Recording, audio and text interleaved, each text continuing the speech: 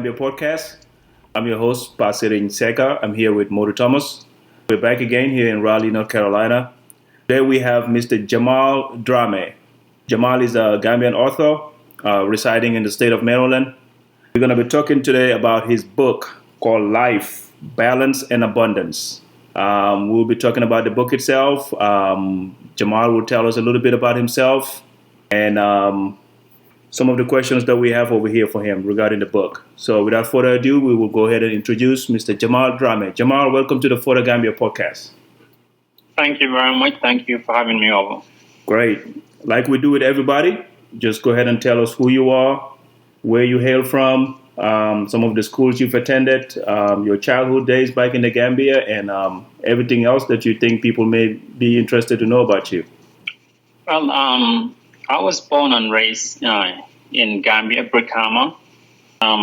I attended primary school in Brikama and then the junior secondary school in Bottrop, and then I went to high school in St. Augustine's. And then from there, I went to the Gambia University Extension Program for a few months before traveling to the United States. So I first came to Maryland, and I was here till late 2000. And then 2001, till 2001, then I went to live in Wisconsin. And I've lived there for about 10 years. But I attended college there for some time. And then I got into business.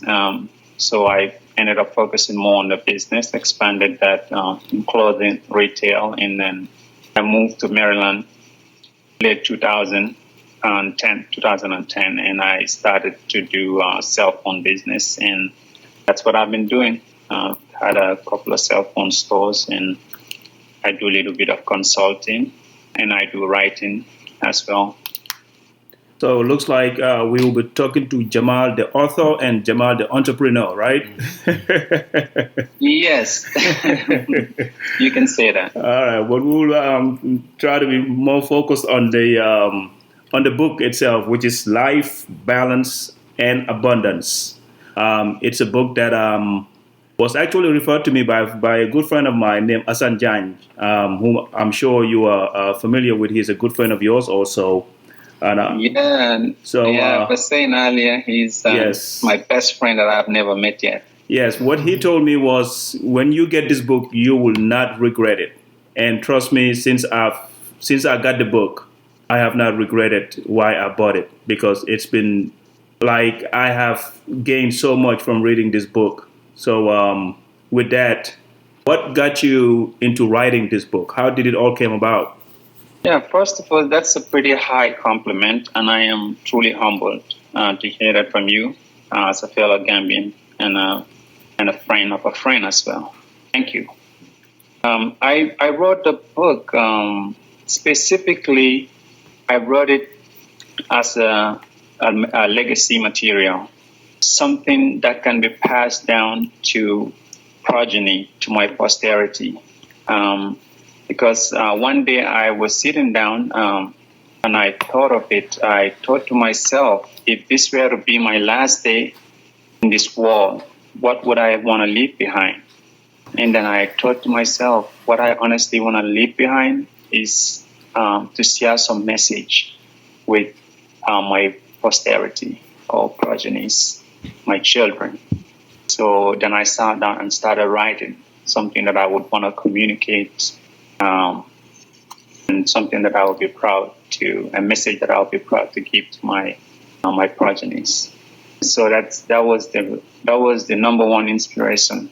And then once I started writing, once the writing process was on, then I started to see what I can also put in there to benefit anyone else that wants to read the book, that wants to read something from my experience and some of the things that I aspire to, and then some of the things that I've observed and try to experiment with. So I put those three dimensions together and then work on it to produce the book. Thank you, Jamal. If you just listening to an interview that we're having with Mr. Jamal Drammeh, who's the author of Life, Balance, and Abundance. I just want to touch into something. Reading some of your book, what's the trajectory towards the book? It seems like you incorporated some personal experiences and some life experience in it. What do you want the reader to achieve once they're done reading this book? Yeah, I would hope that anyone that read the book, when they picked up the book and started reading it, when they finish it, they would be a slightly different person. That it would help deepen their perception, and then it would help them to be more open-minded, and also to also have the desire to keep improving themselves intellectually, morally, and spiritually.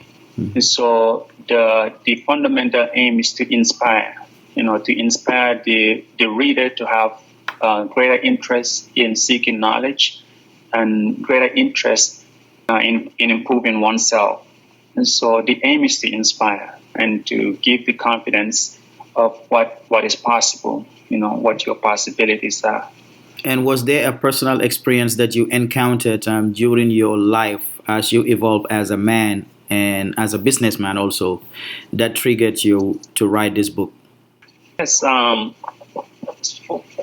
the experience part, most of the book is based on what I've experienced. And an experience never happens in isolation. Every experience you have is based on your interaction, is based on what you've heard, what you've dealt with, how the people around you, how they acted, what their interests are, the things they talk about. So, and when you're in a business world, you are exposed to a lot of things, especially in America here. You get to meet a lot of different kinds of people.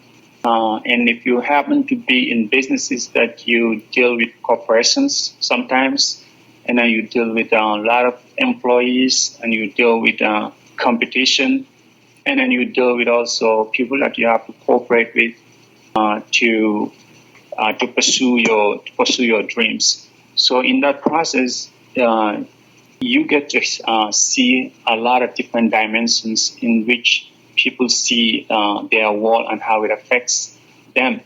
And then if you have keen interest in yourself and you have interest in developing yourself, you start observing yourself, then there is always a lot that you can learn about yourself, because then you would come to understand that people are not so different.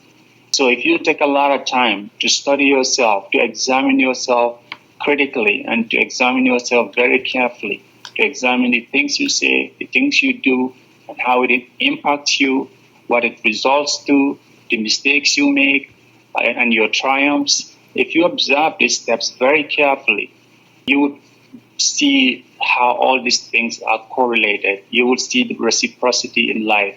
You will see how everything that you do that is good, how it's rewarded, and your mistakes also, how you get to pay for them. And a lot of times you pay for them, not you might see it as you suffering, but it's a way to help you, to enlighten you, to teach you something about yourself or about what your pursuits are, or to even open new windows for you. But when you write honestly about yourself, you almost write in for humanity, because then you realize that we are not all so different. So when you're writing honestly, you're writing about your experience, you're writing about your observation, and you write it honestly. Any other person that reads it would always see something there that they can relate to, that they can benefit to, that is similar to their experiences. Because human beings are not so different. Superficially, because of we all have a persona, which actually is when you look at the root of the word, it's a character. Everybody project a character. You have a name and you have an identity. You have a belief system. You have a family background. You have all the things that you identify yourself with. And for those reasons, you think that you are different from everyone else because of your personality.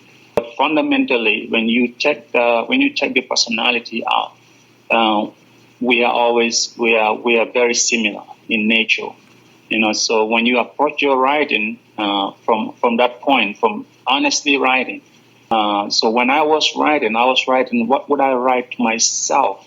Like something that I'm whispering to myself. Now, instead of I whisper that to myself, I'm writing it on a paper for the whole world to see. So that was kind of my approach to writing and in the process of writing this book. All right. Still talking about the book. I just want to do a quick rundown of the contents of the book here, so that people know exactly what we're talking about here. It is like 10 chapters. Chapter 1 is when you talked about simplicity, the concepts and approach to life, which I think is very important. And then you talked about compensation. You talk about habituation, which is forming new habits. Chapter 4, you did talk about abundance, life as a blessing, not a painful struggle, which I think is my favorite chapter. You did talk about point of view or perception. You talked about leadership. You talked about organization. You talked about attitude and activity. You talk about law of growth. And finally, you talked about life's great lessons. So with all of that, it kind of, touches all aspects of life. That's Yes. That's the thing that I like about the book. It's like one of those books that you can take anywhere that you're going, and it will apply to every situation that you are in. So now with that, you've talked about freeing up your mind by not engaging in too much negative thinking, like backbiting, like anger towards other people, like slandering and this kind of stuff, but instead to be engaged in positive thinking. Yes. What does this do to the brain? Well, everything begins with our thought. So that's why when you start observing your thought, if you start observing the way you think, then because your thinking would trigger the emotion, and the thinking that dominates your mind, it's going to be your driver in life as well. So if you focus on the positive and thinking more positively, it would more likely it would impel you to more positive action. And also, thinking determines our mood. If you think in a negative way, you would start to feel bad. So there is the reciprocity in that. Because of anytime if you think of a positive thought, you think of something good, something pleasant, you start feeling good. And then when you start feeling good, your brain releases hormones that are like endorphins, which are good for the body. And then it basically alters your body chemistry. So everything that you think about affects your body's chemistry. And the same way, when you think of negative thoughts, you produce stress hormones. If you think of resentful thoughts, something that somebody did to you 10 years ago, or 5 years ago, or 5 months ago, if you're still thinking about the same thought, the time they did what they did to you, it might have hurt you. But now, when you reflect on it again, and you bring that mood back to you, now you're perpetuating that same state of suffering that you have endured maybe 6 months ago or 5 months ago. So it really matters, because our thoughts, because this is how thinking works in the brain. If you think of something, or if you learn something, the brain forms neural pathways. And those neural pathways are basically what records the information. And then when you are recording those positive information, or you are repeating it by thinking of something positive, it releases these chemicals into your body, which helps you, which is very good for your body, and it's good for your health. It boosts your body's resistance to diseases and other stuff. But at the same time, if you're thinking of depressing thought, it suppresses these abilities. So it makes you more prone to diseases and to blood pressure problems and all kinds of other problems. So if it's not for any other reason, just for your own health, it is really important that you try to be more positive and think more positively. On that note, you've said something very important that I think some of the listeners will have in common because it's something general in life that we all go through.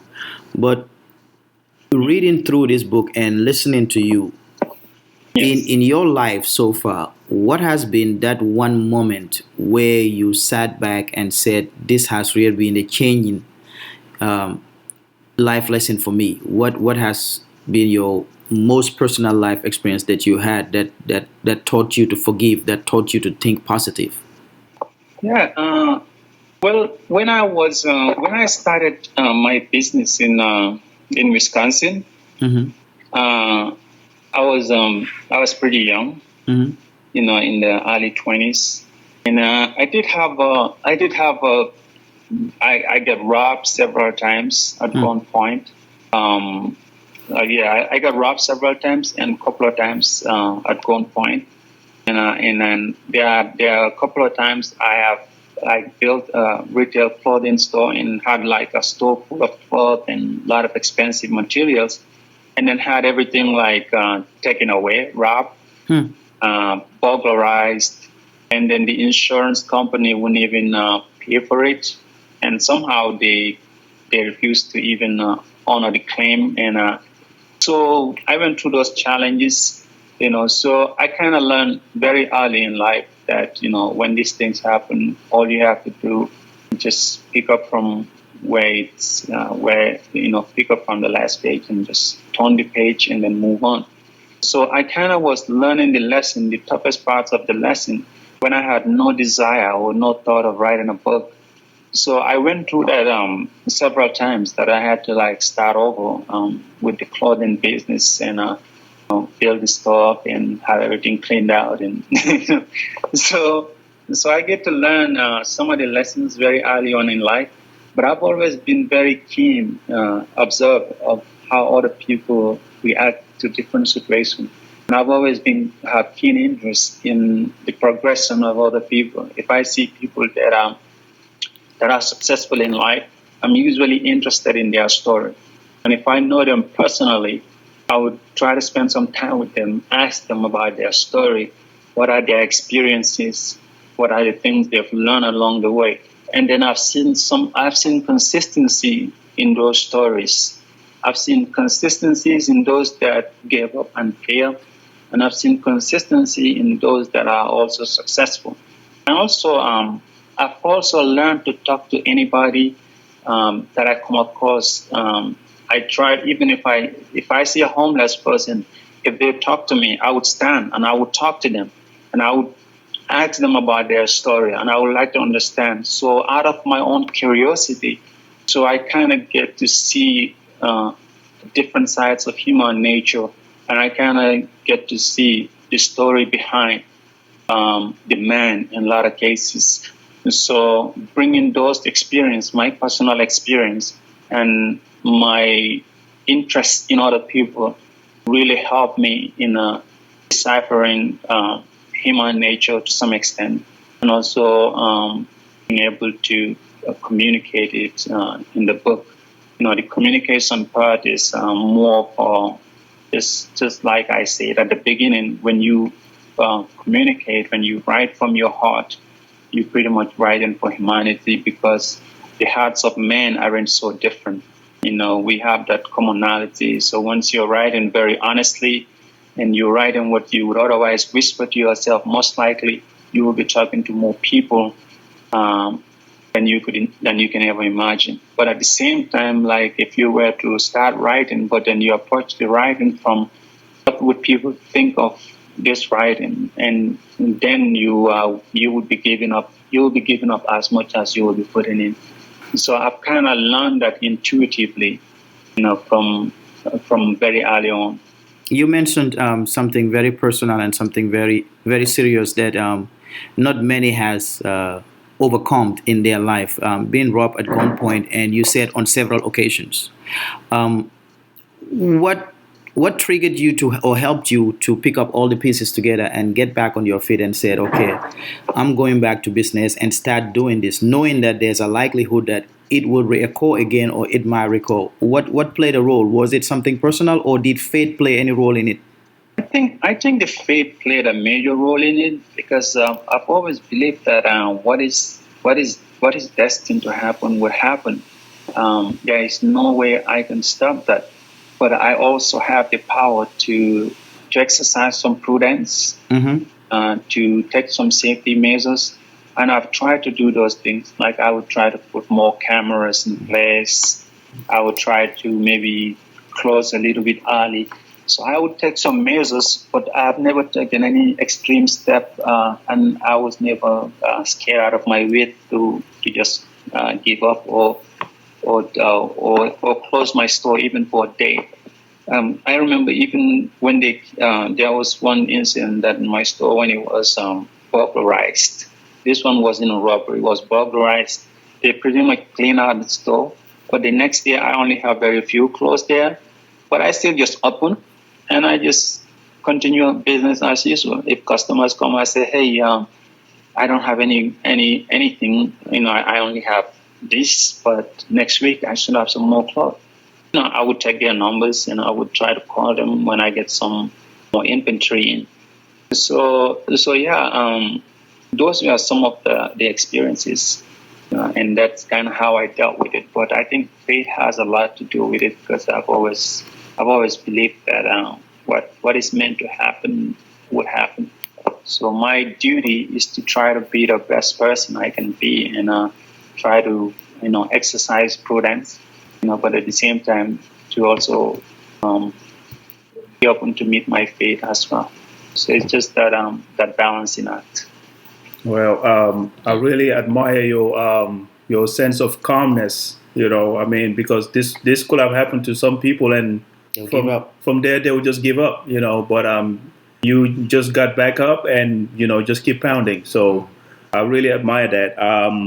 Now, what I want to ask you is, like, there are two professions that I have a lot of respect for because I've always wondered how they do what they do, which is musicians. How do they come up with songs? And authors, how do they come up with all these writings? But lately, I started doing something which kind of gave me an idea, which is I started writing down things that come to my mind. And then before I knew it, I've written a lot of things down. So I'm kind of like, okay, maybe this is the way they do it. Is that right? Yes, that's how most writers do. They would have intuition. They would have an idea, and something would have like a flash, and they would write about it. They would take notes, and I do that myself. Sometimes I'll be driving, and then I would have series of thoughts would come, and it would be highly organized. The words, how to say it, everything would just kind of flow, and then I would just start put it aside and take notes, or write it down. But a lot of times when I just sit and I just clear my mind and then reflect on something that I want to write about, I will reflect on it for some time or maybe study on it as well. And then I would take a time off that I would clear my mind completely. And then I would come back and decided that I want to write on it. And then I would be able to write on it extensively, and I would write on it for hours. But sometimes it comes in bits, and I would just take notes. And I've taken lots of notes, and sometimes it comes so fast that I would just record it, and then later on I would try to jot down what I've had a voice recording of. Yeah, so most writers when they write that way, they take notes. They will have a class or some sort of an intuition on writing something, and they get kind of like get inspired, to write, and then you would just grab a pen or typewriter or put your laptop and just start writing. So that's the way to do it. If somebody's interested in writing, my best advice would be just start writing. Whatever you want to write about. If you just have an idea of the subject, write down the subject. If you only have one sentence that you're going to say about that subject, write down the one sentence. If you have a page to write about it, write down the page and just keep expanding on it, and then just keep expanding on the chapters. Because when I first started writing, the chapters weren't the way the book was presented. The first chapter I wrote was the compensation. The second chapter. Then the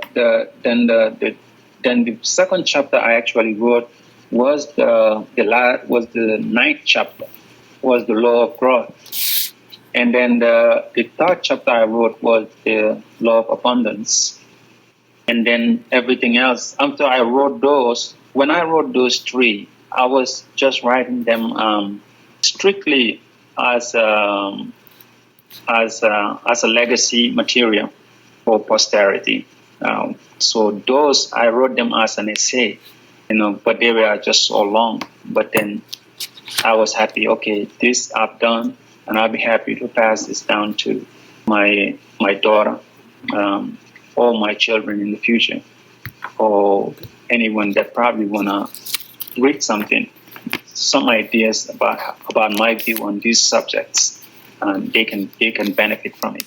But after I wrote those three, then later on I decided that I can just write a book, because there are some other things that I think can benefit that I want to write about as well. So then I came back and then wrote the first chapter, which became the chapter 1.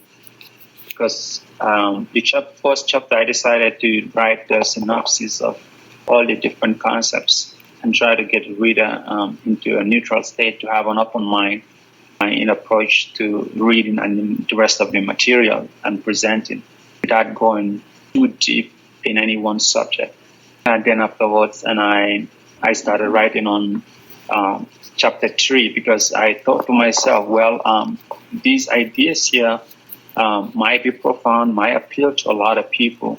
But if they pick up the book and then they wanna try practicing some of the ideas, how are they gonna do that? Then I decided to write on habituation, which is to practice new habits, how to learn new habits. So I put that in strictly for readers, because by that time I decided that I would publish it as a book.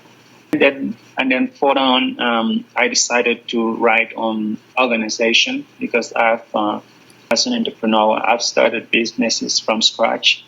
And so some of those organizational ideas, I incorporate that into that chapter, and also on leadership, because of being an entrepreneur again, you kind of in a position of leadership. So then I added that there as well, and so on. So it basically goes in that way. So I know this may be an awkward question, because it's just like me asking you to choose between your kids who you like the most. But of all the chapters, which one is your favorite? Do you have a favorite? For the chapters, well, I would say the chapter that is chapter 9 and chapter 2, because those are the foundation of the book. The other ones, those are basically my philosophy. And so, just lack of a better word, I use the word philosophy. But just that summarizes my concept in the strongest form. The second chapter, chapter 2, and the 9th chapter, the law of growth. And so those are probably the most personal to me. And then the third one would be the law of abundance. That was very close to me, because that's a very close experience. That is my whole, that's my whole profession. And what I've observed with the society, they are quick to money and dealing and transaction, and the taboos and those kinds of things. So that's very close to home. But it's really hard to say which one out of those three. But I would probably go with chapter 2 and chapter 9, probably the closest to me, and then chapter 4 on abundance. Now, speaking on issues, especially about life, which the book is centered on, what has been your most refreshing thought of life as an individual since you wrote this book? Well, the most refreshing thing about it is that I've completed it. and then this is probably the most important book that I would ever write. So just completing it felt very refreshing. And so I would say that is completing the book itself was probably one of the most refreshing things for me in life. Just that I finally said, okay, these are the subjects that are closest to my heart, and I'm able to write on all of them. And now it's out. Anybody can read it. Close friends, family, strangers, anybody, because the humanity is one family. We are all one people. Whatever you have that can benefit some other people, that's a good thing. Whether you have the same, whether you have from the same background or not, anything that can benefit other people, if you put it out, that's a good thing. So it's very refreshing. It's one of the most refreshing things to know that the book is complete and it's out for anybody to pick it up and read, and probably would see something or read something from it that would benefit or that they can apply or make effort to apply in their lives. So that is very refreshing. And it will be good also for the listeners to know where they can make a purchase of this book. Where is it available at, and will it be available on audio also? Yes, I do wanna make an audio version for it, but for right now, it is available in Barnes and Noble libraries.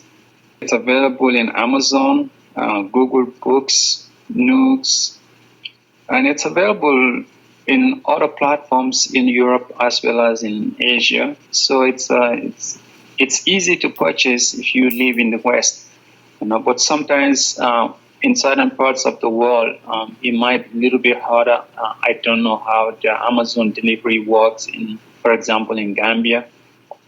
So I might have to find a way to get it out in Gambia and other places in Africa.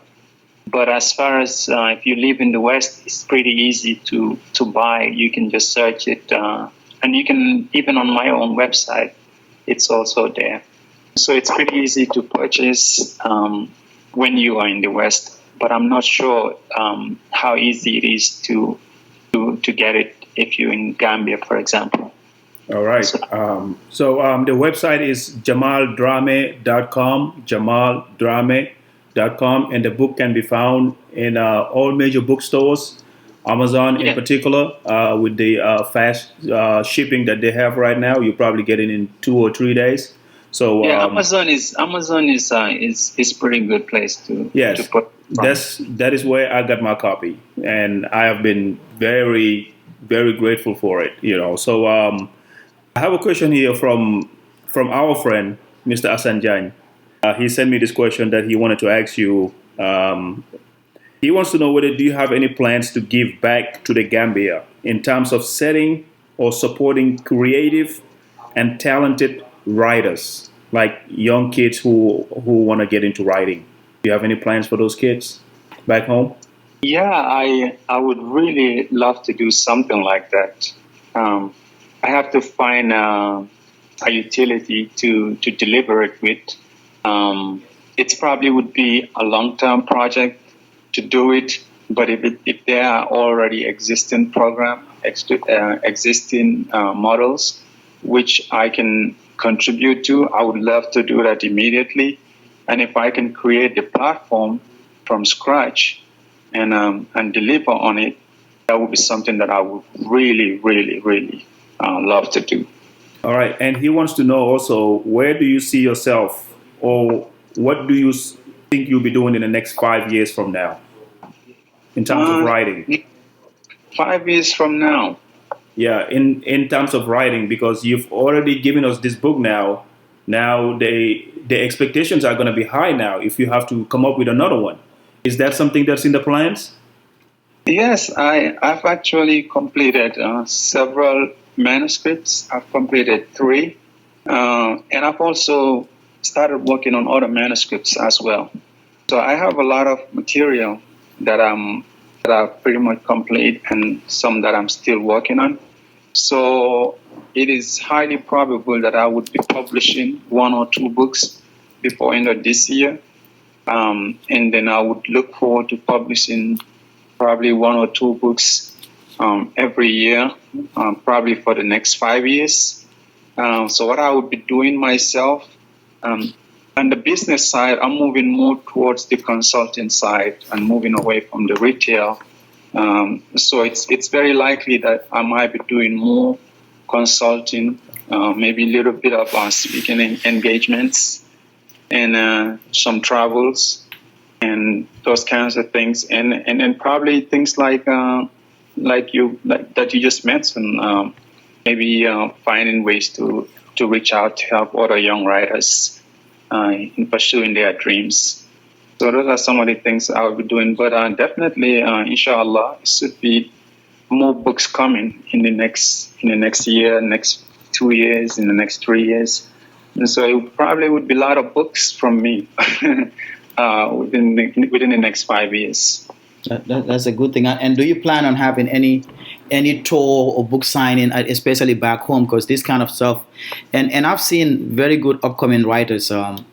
As somebody who's a journalist who loves writing and reading, I've seen so many young Gambians who are writing very good stuff back home. Do you plan on going back home and doing a book signing, or at least going to the university or some schools just to give a word of encouragement and share your experiences and the experiences about the book with them?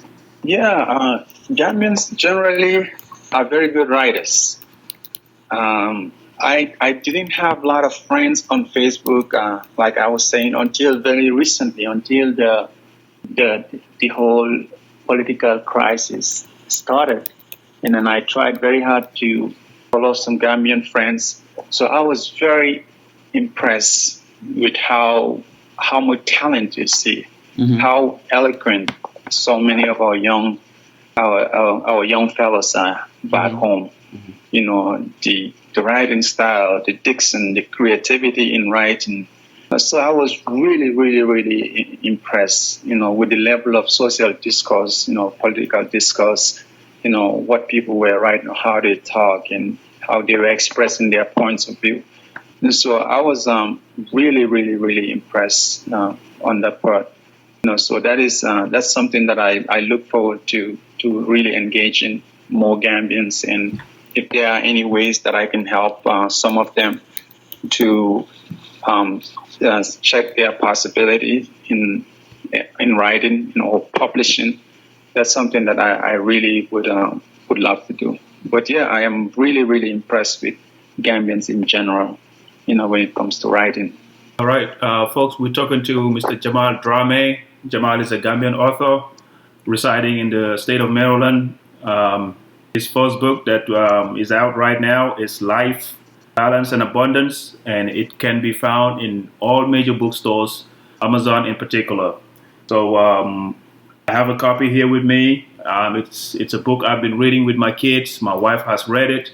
And now if I say that my wife has read it, that's a big thing, because she doesn't read any other books except her textbooks that she is using for school. So if she takes the time to read any other book, that is something really big. So I'll just put that out there. Now, what I want to ask is that since we are talking about Gambia, as you know,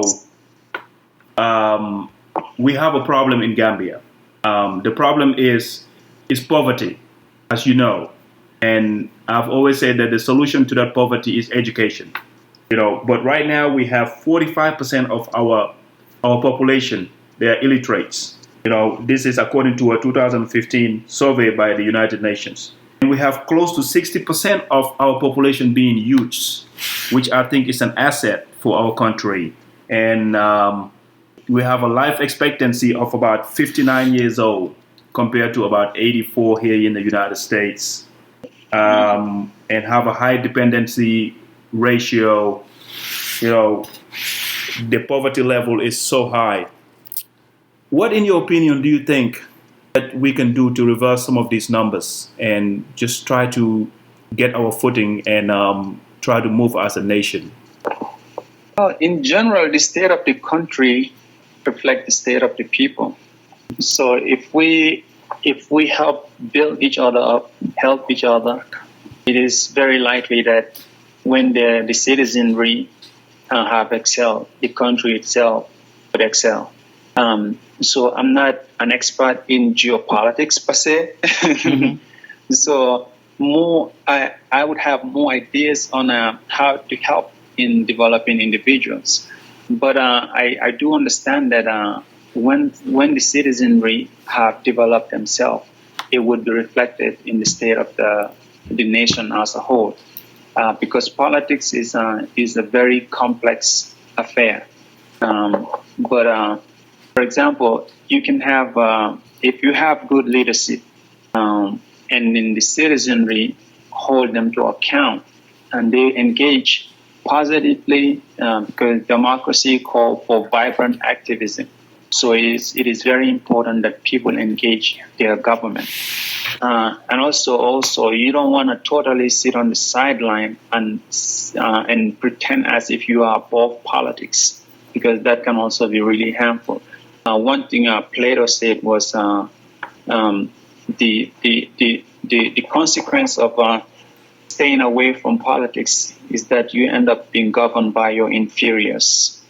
So if you say that, okay, politics, I don't deal with politics, that's this and that, and then you stay away from it, guess what? Who are going to make the decisions that are going to affect your life, affect the life of the people that you love, people that you care about, are going to be those same politicians that are in the game of politics.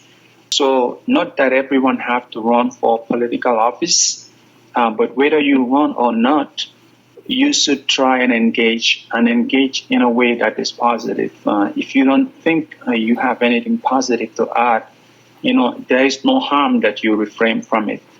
So I think to help our economy, to help the standard of living, people have to, what you said is very important. Education, it's the foundation.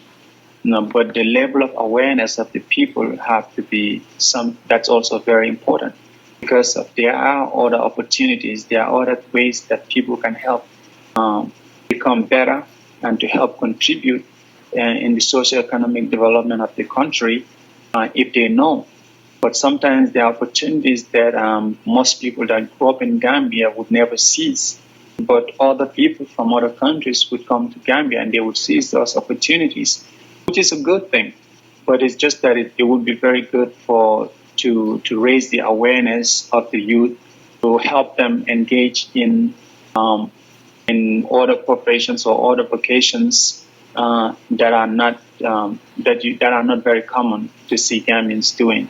So those kinds of things, I think those kinds of initiatives are very important.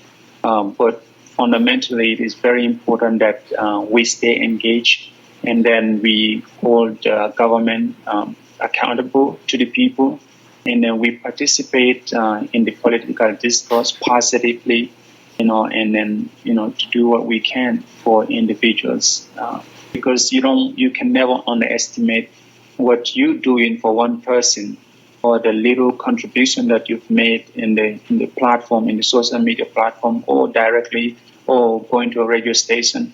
You never know the impact that it will have in the life of someone else, or how it could have a ripple effect into making a better Gambia.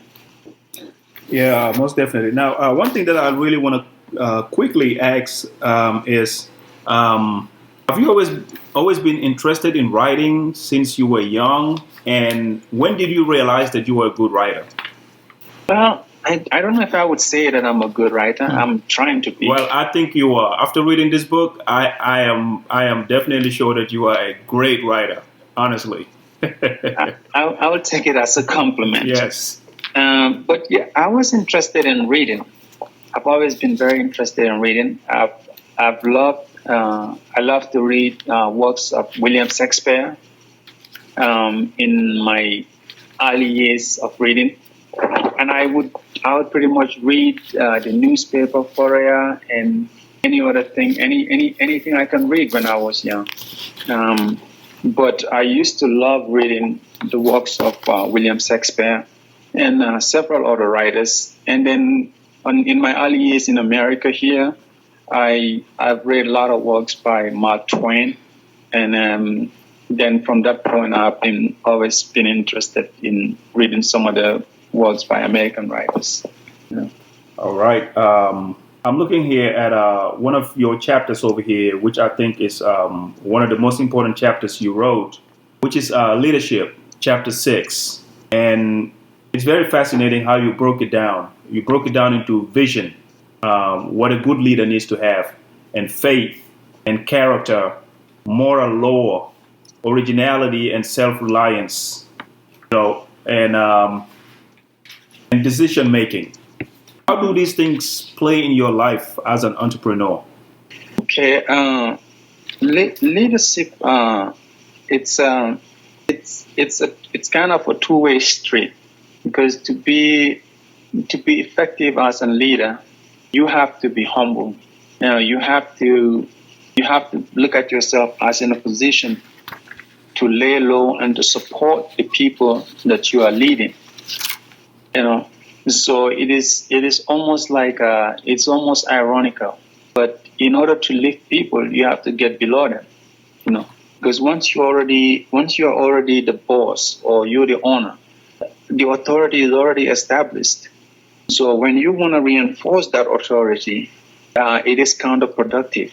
It comes across as brass, as cocky, and a lot of times people don't give you their very best. But to lead effectively, you have to be willing to be humble and to help lift the people that are also supposed to help you build your company or your organization, because you cannot do it by yourself. So you need everyone around you. You need your employees. You need your associates. So to be an effective leader, it means you have to run the organization to be successful.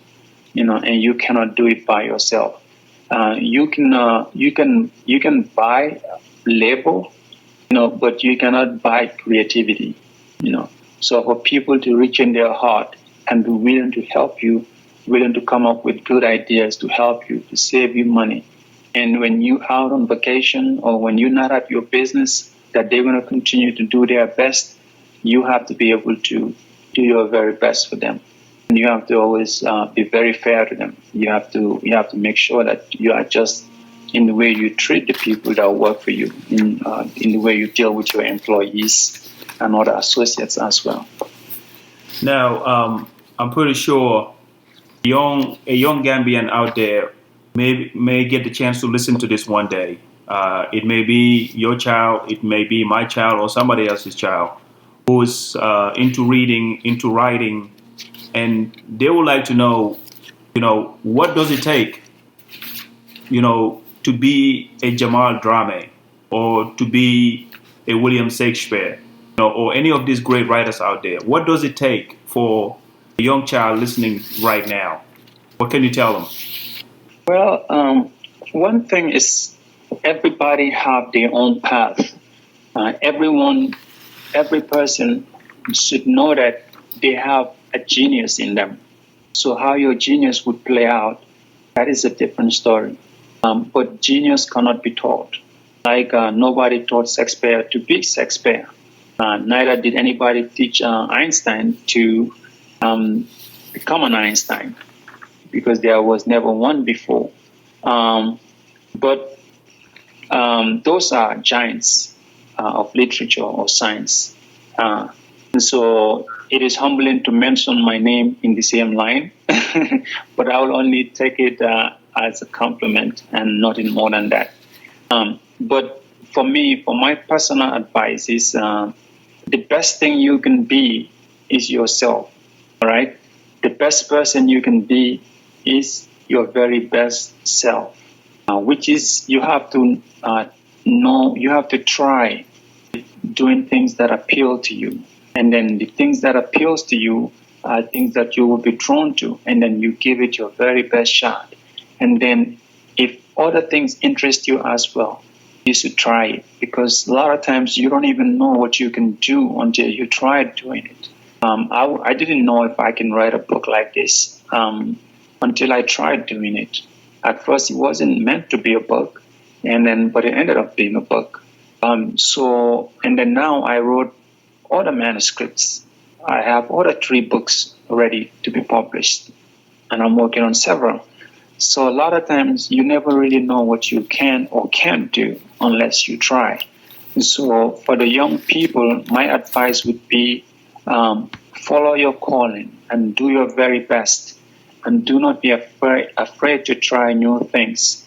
And you don't have to worry too much about the critics. People are going to criticize you. People are going to doubt you. But you have to be able to gather the courage to try and to carry on. And sometimes you can fail in what you try. And just because you fail in something doesn't mean that you cannot do it. It only means that you failed at it on that occasion. But perhaps if you try again, you might be successful at it. And then just because you haven't seen somebody do something before doesn't mean that you cannot do it. When I started writing the book, this book is a self-help book. There are probably Gambians that wrote on this subject of self-help. I don't know, but I've never seen it. But perhaps there are, but I just never came across it. But it didn't stop me. I never sat back and thought to myself, I've never seen any Gambian did this or did that. So I probably shouldn't do it because maybe Gambians wouldn't be interested in it. Do what appeals to your heart, and just give it your very best, and just have faith, and don't let your cause be determined by the people that doubt you. All right, Jamal, we coming towards the end of this program, unless my co-host has a question over here. If not, I will just throw out just 2 trivia questions to you quickly, and then we'll wrap up. The first question is, what is the one thing that you truly believe in that most people tend to disagree with you? What I truly believe in, I believe humanity is one. I don't believe too much in race issues. No, I don't believe in superiority of any race. I believe humanity is one. I think we have this common origin. We are the same people. We have physical differences here and there. But fundamentally, I believe humanity is one. There are people that commit acts of injustice. There are people that are oppressive. And there are people that hate people that don't look like them. And these are things that are that you can find people like that in any race, among any nationalities, among any group of people. But my fundamental belief is in the oneness of humanity, because I've seen that a lot of people say that, but it's not reflected in their action. Or sometimes they would slip up, and then you would see that they don't believe in it fundamentally. And so that is my founding belief. And then as a matter of faith, I'm sure you know that I submit to one God, the one Almighty God, and I submit totally. And I believe that the highest virtue, the highest of all virtue, is to submit to the one high power and one God, Allah. Now, Jamal, final question is if you were to be a teacher, what subject will you teach? If I were to be a teacher, I would probably want to teach perhaps psychology. Okay. Well, I'm always interested in psychology, so that's probably what I would teach if I were to be one. All right. Well, that's great. I wish we had more time, Jamal. There's a lot to talk about. The book is Life, Balance, and Abundance. It's available everywhere where books are sold. We here at the For the Gambia podcast, we are very big on this book.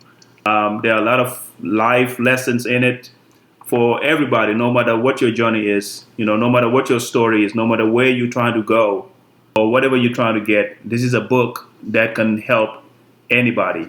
So with that, I will just pass it on to my co-host, and we will just go ahead and wrap it up. Thank you so much, Pastor, and we can thank you enough. We're privileged and grateful to have you as a brother, as a Gambian, and we're proud of the work you're doing. On a personal level, all I can tell you is keep on keeping on. and everything shall be well. And we'll make sure that your upcoming books will let the world know what is happening and what they're all about. And once again, it's been your host, myself, Thomas, and Pasering, and our guest today was Jamal Drammeh, the author of Life, Balance, and Abundance. Thank you. Thank you. Thank you very much. Thank you very much, Jamal.